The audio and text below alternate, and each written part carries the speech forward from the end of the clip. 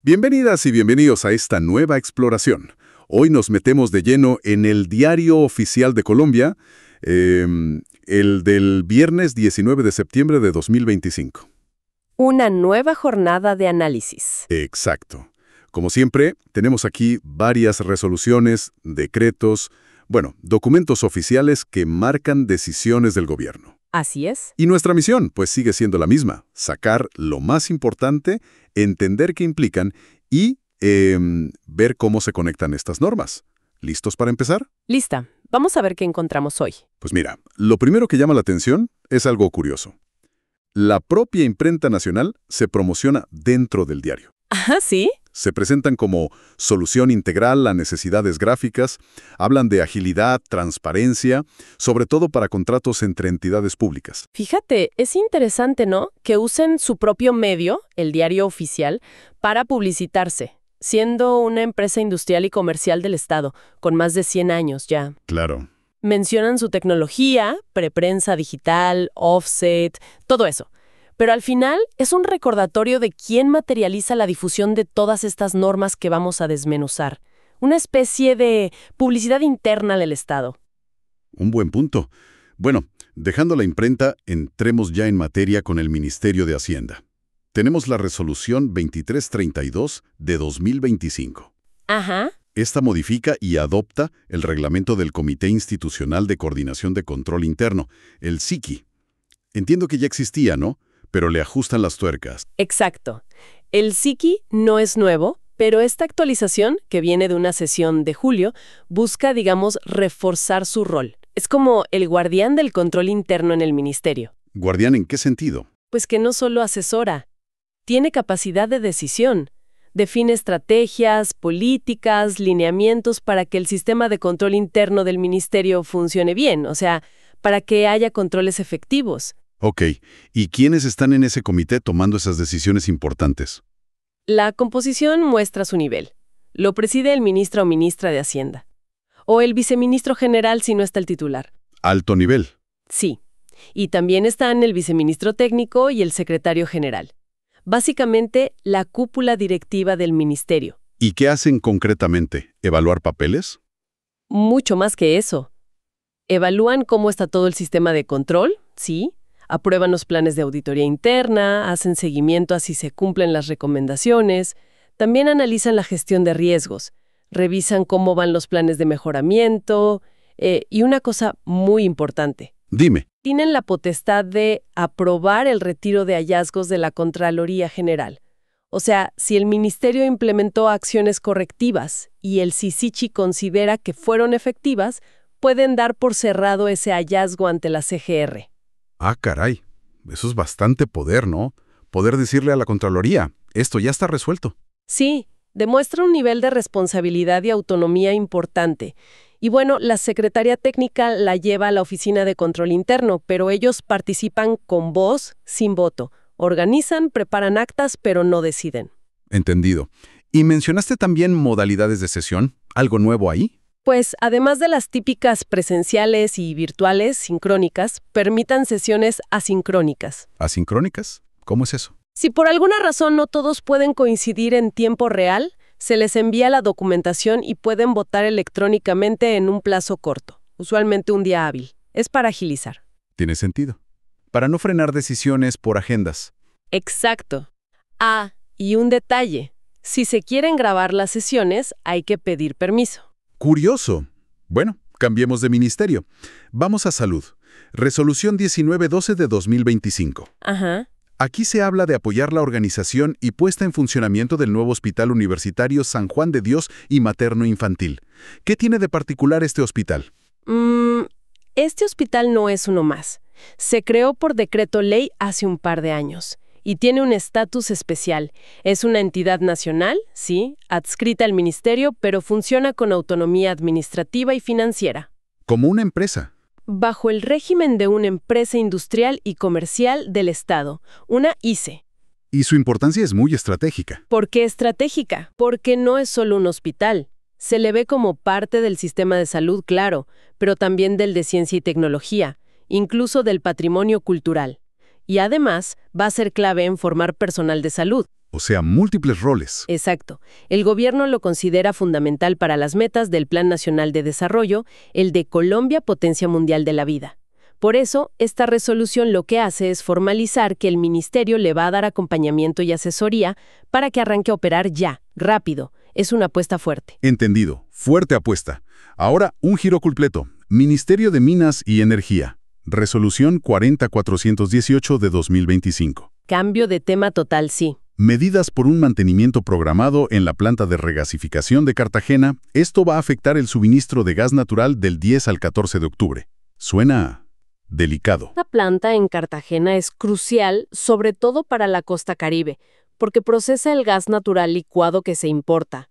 Si entra en mantenimiento, aunque sea programado y necesario, pues, baja la oferta de gas de esa fuente. ¿Y qué ordena la resolución? ¿Prepararse? Sí, y rápido. Hay tareas urgentes. Productores, comercializadores, transportadores, todos ellos tienen que mandar información adicional al Consejo Nacional de Operación de Gas, al CNOGAS, antes del 24 de septiembre. Ya. ¿Y para qué esa información? Para tener el panorama completo.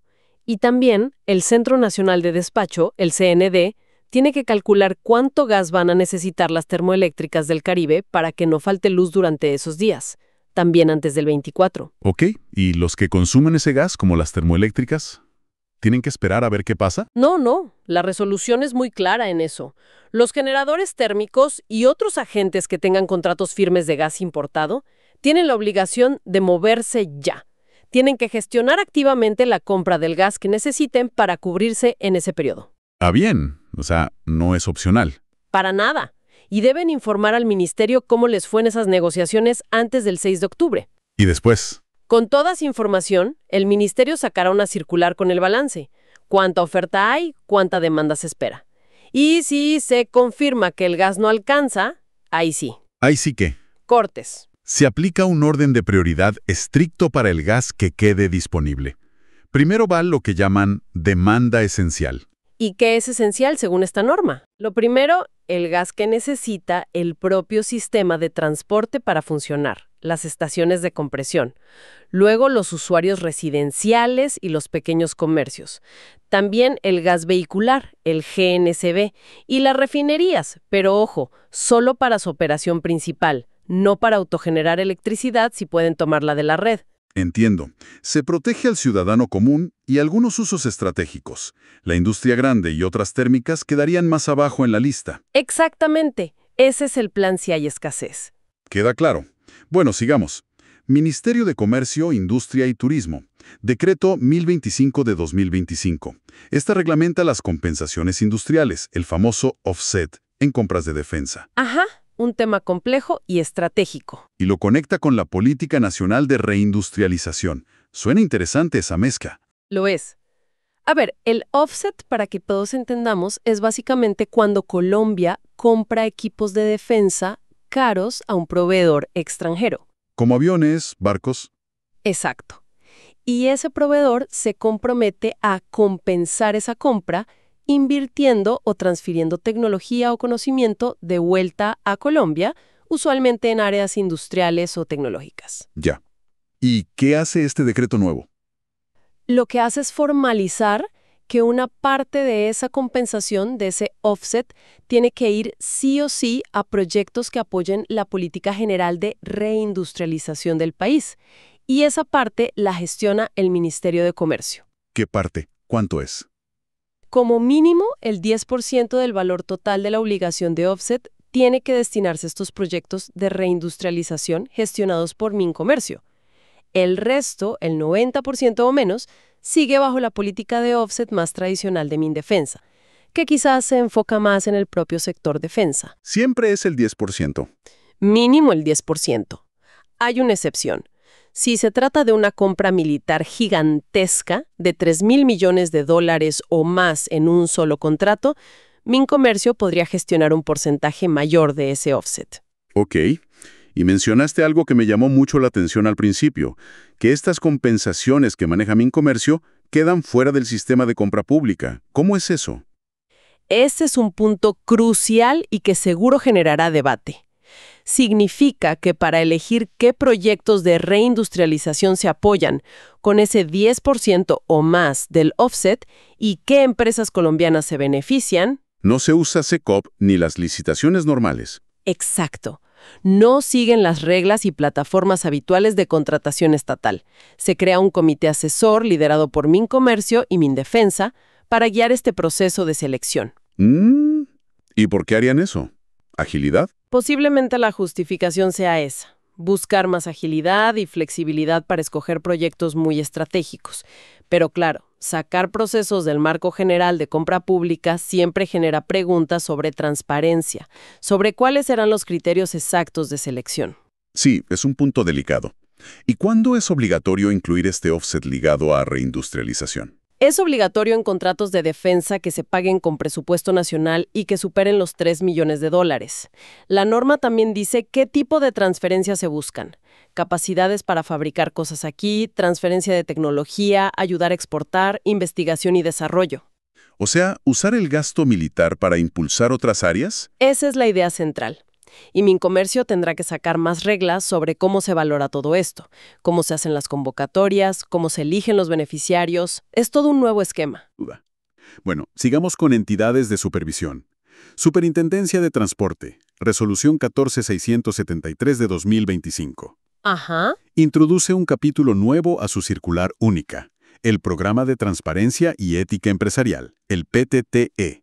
Esto es para las empresas que vigila. Más lucha anticorrupción. Exactamente. Esto viene de la Ley Anticorrupción, la 1474, y su modificación en la 2195. Básicamente obliga a todas las empresas vigiladas por la Supertransporte. Que son muchas. Transporte de carga, pasajeros, aéreo, fluvial, puertos. Correcto. Las obliga a implementar un programa serio y estructurado para prevenir la corrupción y el soborno. Define bien qué es corrupción, qué es soborno, e incluye también la corrupción entre privados. ¿Y qué les pide que hagan estas empresas? ¿Suena a bastante papeleo? Primero, identificar dónde tienen más riesgo de que ocurra corrupción o soborno, y ahí poner más controles. ¿Cómo qué controles? Tienen que crear políticas escritas sobre varios temas clave: anticorrupción, antisoborno, obviamente. También antilavado de activos y financiación del terrorismo, que si ya tienen SARLAFT, pueden integrarlo. Además, políticas sobre manejo de conflictos de interés, reglas claras para hacer lobby o cabildeo, controles si van a financiar campañas políticas, qué hacer con regados y atenciones, y cómo relacionarse con funcionarios públicos. Es bastante detallado. Mucho. Y no solo las políticas. Necesitan un manual de procedimientos que explique el cómo identifican y evalúan riesgos, cómo los mitigan, cómo los controlan. También un protocolo para recibir denuncias internas, de forma segura. ¿Y quién vigila que todo esto se cumpla dentro de la empresa? Ahí entra una figura clave: el oficial de cumplimiento. Cada empresa debe designar uno. Esta persona es la responsable de que el PTE funcione en el día a día. Tiene que evaluar los riesgos, proponer actualizaciones al programa, hacer auditorías anuales, certificar el cumplimiento ante la Supertransporte, verificar la debida diligencia con terceros. Bastante responsabilidad.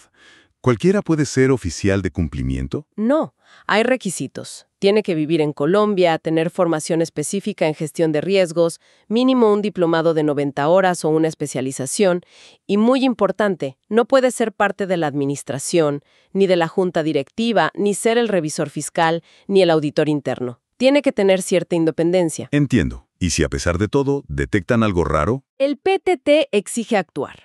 Primero deben hacer debida diligencia con sus contrapartes, clientes, proveedores, para saber quiénes son realmente, quién es el beneficiario final, y consultar listas de riesgo internacionales. ¿Las listas tipo ONU o FAC? Esas mismas. Si encuentran una coincidencia, tienen que reportar una operación sospechosa, ROS, a la UIF, la Unidad de Información y Análisis Financiero. Y si lo que detectan es directamente un acto de corrupción o soborno, deben informarlo a la Secretaría de Transparencia de Presidencia.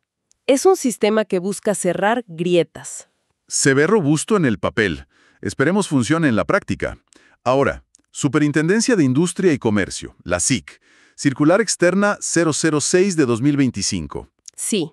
Instrucciones sobre protección de datos personales, pero enfocadas en el ecosistema fintech. Y ojo, excluya las que vigila la superfinanciera. Exacto. La SIC la está diciendo a las fintechs que están bajo su lupa, que no son bancos, ni aseguradoras, ni fiduciarias tradicionales.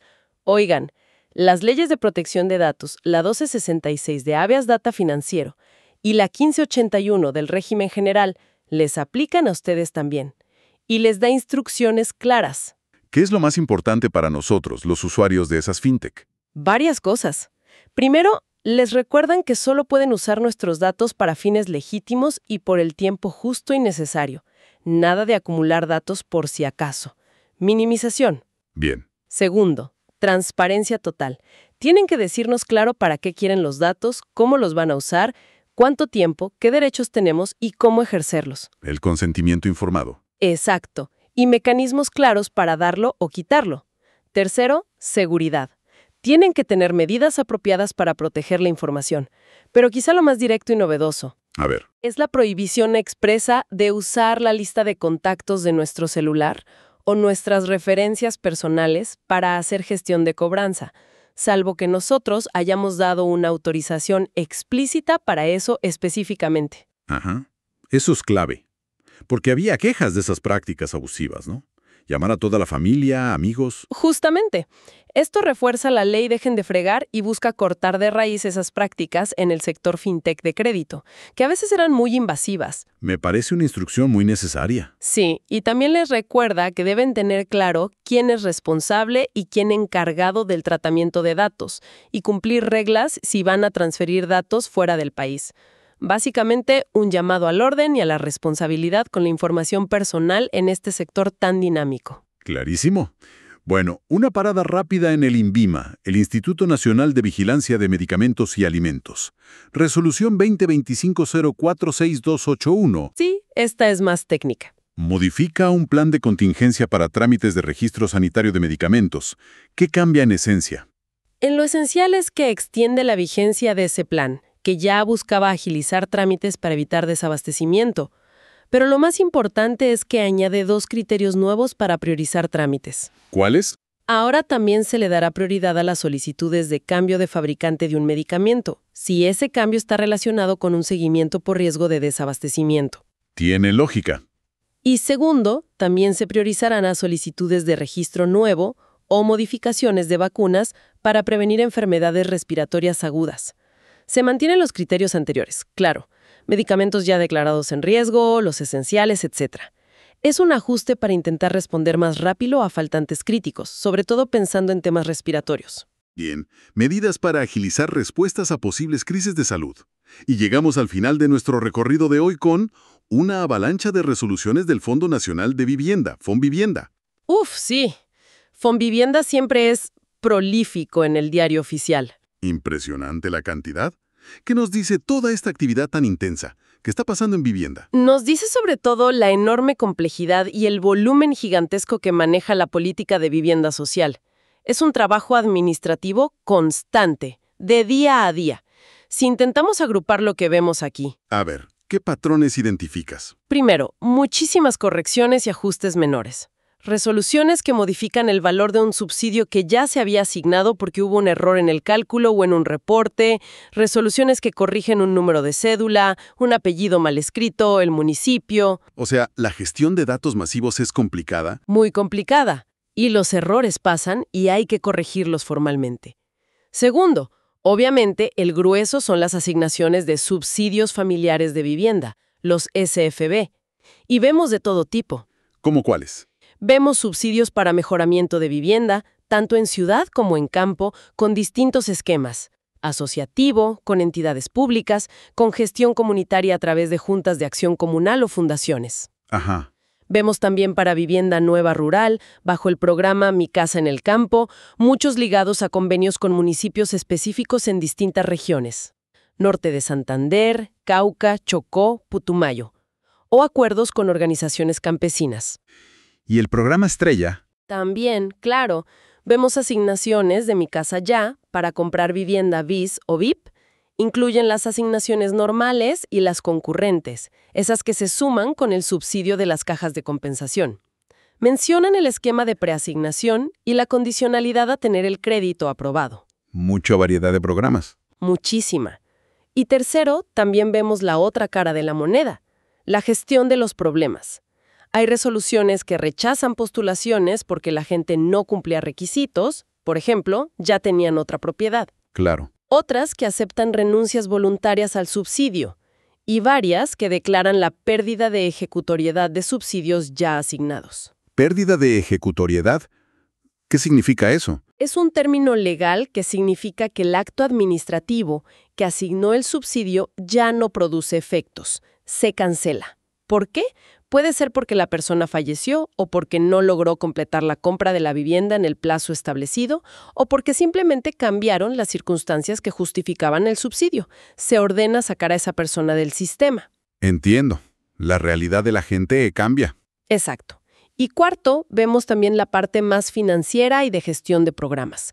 Resoluciones que ajustan cupos y plata para las coberturas de tasa de interés, el FRECH, otra que reconoce y ordena pagar deudas viejas, pasivos exigibles, de un programa llamado Semillero de Propietarios que tuvo líos presupuestales y estaba ligado a un crédito con el Banco Mundial. ¡Qué complejo! Sí, hasta la gestión de fondos internacionales entra ahí. Y finalmente, cosas más puntuales, como abrir una convocatoria específica para comunidades indígenas, pastos y quillacingas de Nariño, o cambiar un gestor comunitario que se había asignado antes. Es realmente un universo en sí mismo. Muestra la escala brutal de la política de vivienda, cómo interactúa con tantos actores, municipios, comunidades, bancos, cajas, y la necesidad constante de administrar, corregir, ajustar. Una maquinaria enorme. Una maquinaria enorme y en constante movimiento, sin duda. Bueno, creo que hemos cubierto un espectro amplísimo hoy. Desde el detalle del control interno en Hacienda, la visión estratégica para un nuevo hospital, la gestión de una posible crisis de gas. Pasando por las reglas de compensaciones industriales en defensa, los programas anticorrupción en transporte, la protección de datos en el mundo fintech. Hasta aterrizar en la operación masiva y cotidiana de los subsidios de vivienda. Es un reflejo fascinante de cómo opera el Estado en múltiples frentes, todo publicado en un solo día en su diario oficial. ¿Alguna reflexión final que amarre un poco todo esto? Yo veo una tensión constante, ¿sabes? Por un lado, un esfuerzo continuo por crear mecanismos de control, de eficiencia, de transparencia. Lo vimos en Hacienda, en Supertransporte con su PTE, en la SIC, poniendo reglas a las fintech. Es una búsqueda de ordenar y prevenir problemas. Cierto. Pero por otro lado, vemos la complejidad inmensa de ejecutar políticas públicas a gran escala, como la de vivienda, donde la realidad obliga a corregir, ajustar y gestionar miles de casos individuales. Y la interconexión es total. Lo que se decide en defensa puede impactar la industria, lo que pasa con el gas afecta a la luz. Cómo se manejan los datos es clave para la nueva economía. Entender estas piezas ayuda a ver el rompecabezas completo de la administración pública. Sí, totalmente de acuerdo. Y bueno, algo que me queda sonando para reflexionar es sobre estos programas como el PTE en Supertransporte. Ajá. Sobre el papel, suenan muy bien, muy completos para prevenir la corrupción. Pero, más allá de tener el manual y el oficial de cumplimiento, ¿qué se necesita realmente para que eso cambie la cultura de las empresas? Para que no sea solo cumplir un requisito, sino que de verdad funcione en el día a día. Sobre todo en empresas que quizás no tienen tantos recursos para implementar todo eso tan al detalle. ¿Cómo se asegura que sea efectivo y no solo cosmético? Es la gran pregunta, ¿verdad? La diferencia entre el cumplimiento formal y la transformación real. Un buen punto para seguir pensando. Sin duda. Con esa reflexión cerramos nuestra inmersión de hoy. Muchas gracias por acompañarnos y hasta la próxima exploración. Hasta la próxima.